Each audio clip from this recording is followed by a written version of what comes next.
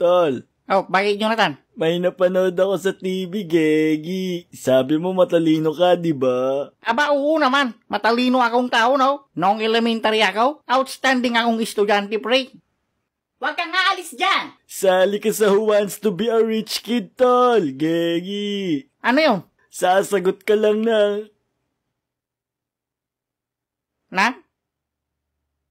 Hoy, Jonathan! Mga tanong nila, tol. Pwede ka na manalo ng 1,000,000, Gegi. 1,000,000? Oo, tol. Ano na kaya mabibili natin doon pag nanalo ako doon, pre? Lighter. Hindi, ano? Foil. Hindi, ano ka ba, Jonathan? Gegi? Bibili tayo ng... Welcome sa ating show, Who Wants to be a Rich Kid?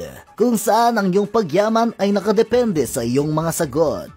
At ang ating unang contestant ay napabalitaang sobrang gwapo, masipag na tao, at napakatalino. Kilalanin natin si Douglas Tumagay.